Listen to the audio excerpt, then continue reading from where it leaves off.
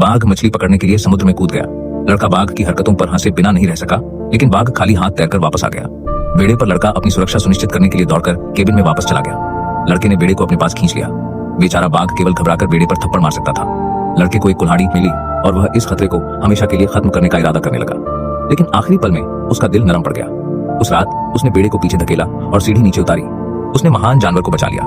बाघ के चढ़ने से पहले लड़का बेड़े पर कूद गया। जब बाघ बोर्ड पर आ गया तो लड़के ने थोड़ी राहत महसूस की। अगले दिन जब लड़का बेड़े पर सामान खोज रहा था, उसने गलती से सोए हुए बाघ को जगा दिया। पीछे हटने से पहले कुछ चीज उसे डेक पर आकर टकराई। एक उड़ने वाली मछली उससे टकरा गई थी।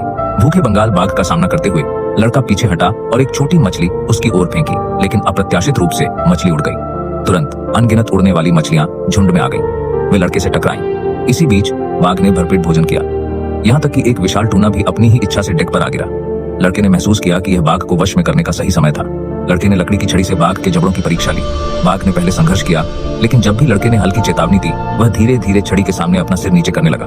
बाघ को शांत होते देखकर लड़के ने जल्दी से बड़ी मछली उसके पीछे छिपा दी। बाघ के पास मुड़कर छोटी मछली खाने के अलावा कोई विकल्प नहीं था। लड़के ने बड़ी मछली सफलतापूर्वक बचा ली, लेकिन बाघ आसानी से वश में नहीं हुआ।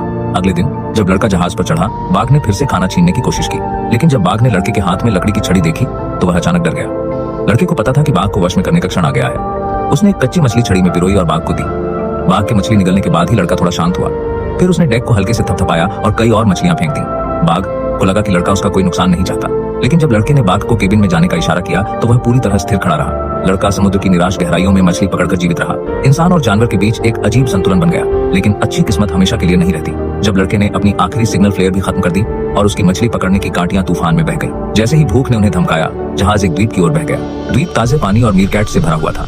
लड़का तालाब में कूद पड़ा, तैरता रहा और ताजा पानी पीता रहा। बाघ ने किनारे पर जमकर भोजन किया, लेकिन कुछ अजीब हुआ। सभी मीरकैट डर के मारे पेड़ों पर चढ़ गए। रात होने के बाद लड़के ने पाया कि दिन का तालाब अब सफेद हड्डियों से भरा हुआ था। यहाँ तक कि बाघ भी डरकर नाव पर वापस चला गया। द्वीप के पास जाने से बहुत डरा हुआ लड़के ने एक फूल तोड़ा और उसकी पंखुड़ियां सावधानी से छीली। पंखुड़ियों के भीतर एक मानव दांत लिपटा हुआ था। उस रात लड़के ने ताजा पानी तैयार किया और कई मीरकैट पकड़े।